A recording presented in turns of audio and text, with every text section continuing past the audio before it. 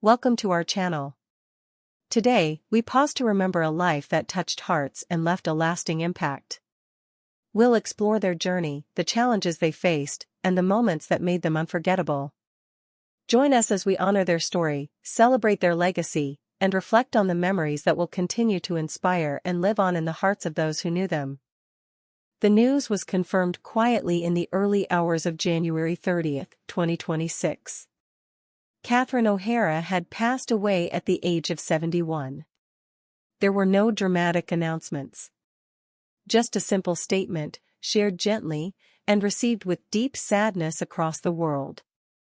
For many, it felt like losing someone who had always been there. Someone familiar. Someone comforting. Catherine O'Hara was born on March 4, 1954. From the beginning, her gift was clear. She understood people. She understood timing. And she understood how humor could speak without shouting. Her career began in sketch and improvisational comedy, where quick thinking and honesty mattered most. It was there that she learned how to listen before she spoke, and how to let silence work just as hard as words. Audiences first came to know her through sketch comedy, where she showed a rare balance of control and freedom. She never forced a joke. She allowed it to arrive naturally. Her characters felt lived in, not performed. Even in comedy, there was truth. And viewers felt that truth immediately. As her career grew, Catherine O'Hara moved into film and television with ease.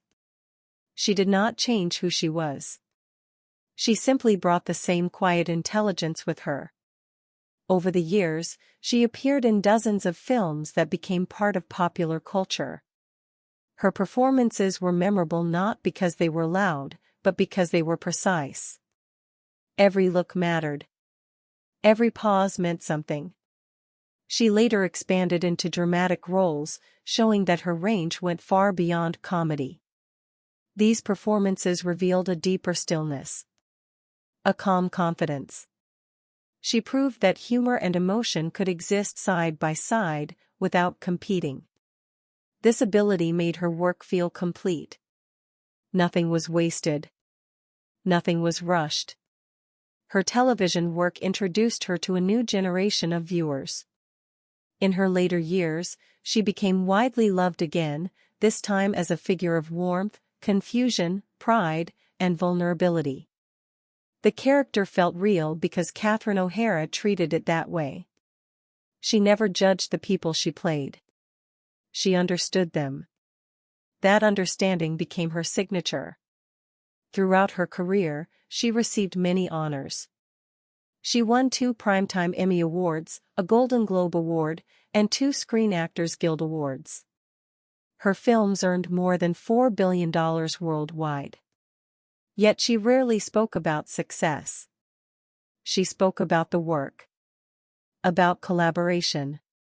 About respect. In 2017, she was appointed to the Order of Canada. It was a moment of national pride. Canada recognized her not just as a performer, but as a cultural voice. Someone who represented creativity with dignity. Someone who carried humor with care. When news of her death spread, tributes arrived slowly at first. Then all at once. Fellow actors, writers, and directors shared memories that felt personal. One longtime colleague wrote, "Catherine made every room kinder. She listened before she spoke, and somehow made everyone better." Another tribute read, "She taught us that comedy doesn't need cruelty. It needs honesty." Fans shared their own memories online. Many spoke about growing up with her films. Others talked about watching her later work during difficult times. One message read, "When life felt heavy, she made it lighter without pretending it wasn't hard." These words appeared again and again. Light. Gentle. Real. Her family confirmed that she passed peacefully, surrounded by loved ones. They asked for privacy, and thanked the public for the outpouring of support. In a brief statement, they said, she loved deeply, worked carefully, and laughed often. We will carry her spirit forward. Catherine O'Hara never tried to dominate a scene. She understood the power of balance. She believed that humor worked best when it felt shared, not performed at someone else's expense.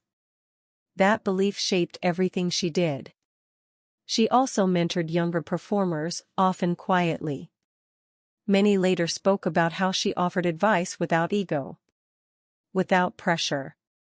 She reminded them to trust their instincts, to slow down, to be present. As time passes, her work will continue to play on screens around the world. New viewers will discover her for the first time. Others will return to familiar scenes, noticing something new with each viewing. That is the mark of lasting art. Catherine O'Hara will be remembered as more than a comedian. She will be remembered as a steady presence, a voice of warmth, a reminder that laughter can be thoughtful and kindness can be funny. Her legacy lives in the pauses she trusted, the characters she honored, and the generations she quietly influenced. Though she is gone, the feeling she left behind remains. Gentle, enduring, and deeply human. The news was confirmed quietly, without spectacle. Valentino Garavani had passed away, closing a chapter that spanned more than half a century of fashion history. In the early hours, as cities prepared for another ordinary day, the world of design paused. An era defined by discipline, beauty, and restraint had come to its end. Valentino Garavani was born in Italy, but his influence knew no borders. From the beginning, he believed fashion was not meant to shock. It was meant to honor. He studied carefully, trained with patience, and learned to respect tradition before shaping his own vision. This foundation stayed with him for life. When he introduced his work to the world, it carried a quiet confidence. His designs did not compete for attention. They commanded it through balance and detail. Clean lines, careful cuts, a deep respect for the human form. Over time, his name became linked with elegance itself. Valentino's fashion house grew steadily. It was never rushed. Each collection felt considered, almost ceremonial. He believed clothing should elevate the wearer, not overpower them. This belief attracted royalty, world leaders, and Hollywood icons. They trusted him because he listened. Red became his signature. Not loud. Not aggressive. Just unmistakable. Valentino red came to represent strength wrapped in grace. It was a color that felt timeless, much like the designer himself. For decades, his work appeared on the world's most important stages. Award ceremonies, state dinners, historic celebrations. Yet Valentino remained focused on craft. He often said fashion was built in silence, long before it appeared in light. Behind the scenes, he was known for discipline. Precision mattered. Standards mattered. Those who worked with him spoke of long days and exact expectations. But they also spoke of pride. To meet his standard was an honor. As trends came and went, Valentino remained steady. He did not chase youth or novelty. He believed true style did not expire. This quiet resistance to change made his work endure when others faded. In later years, he stepped back from daily design but never from influence. His archives became a reference point. Younger designers studied his work to understand proportion, patience, and respect. He became a bridge between past and future. When news of his passing spread, tributes arrived from every corner of the world. One longtime collaborator wrote, "Valentino taught us that elegance is a form of kindness." A fashion editor shared, "He never dressed people to impress others. He dressed them to feel complete." public figures also paid their respects. A well-known actress posted, "Wearing Valentino always felt like being understood." Another tribute read, "He gave the world beauty without noise. That is rare." His family confirmed his passing in a brief statement. They asked for privacy and thanked those who honored his memory. "He lived with purpose," the statement said. "And he created with love." Valentino Garavani received many honors during his lifetime. He was celebrated not only for success, but for consistency. He proved that greatness could be built slowly. That tradition still had value. That elegance could survive in a fast world. Even after his passing, his work remains alive. In museums. In archives. In photographs that still feel current decades later. His designs continue to move quietly through time, untouched by trend. Valentino will be remembered as more than a designer. He was a guardian of beauty. A believer in restraint. A man who treated fashion as a language of respect. As the lights dim on his final chapter, the legacy he leaves behind stands tall. In every careful stitch. In every timeless silhouette. And in the reminder that true elegance never fades. It simply endures. The news arrived without noise, late in the day, confirmed quietly through industry circles. Bryan Loren Hudson had passed away. There were no flashing headlines. No dramatic statements. Just a pause, felt first by those who worked closest to sound. For many, it felt like losing someone they had heard their whole lives, even if they never knew his face. Bryan Loren Hudson was a songwriter and producer who chose the background by design. From the beginning of his career, he believed the music should lead, not the maker. He entered studios not to be seen, but to listen. To shape ideas. To turn moments into melodies that stayed. His work crossed generations and genres. He understood rhythm, but more importantly, he understood feeling. Bryan knew when a song needed space. When it needed restraint. And when it needed just one more quiet layer to become complete. In the studio, he was known for patience.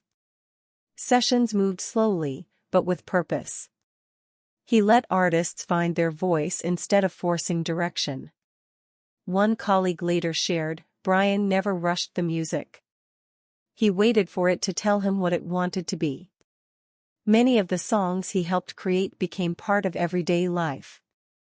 They played on radios, at celebrations, and during long drives home.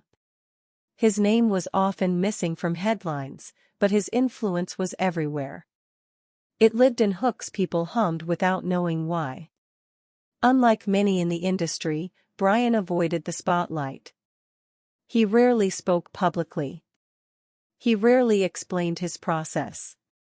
Those who knew him said he believed mystery helped music breathe.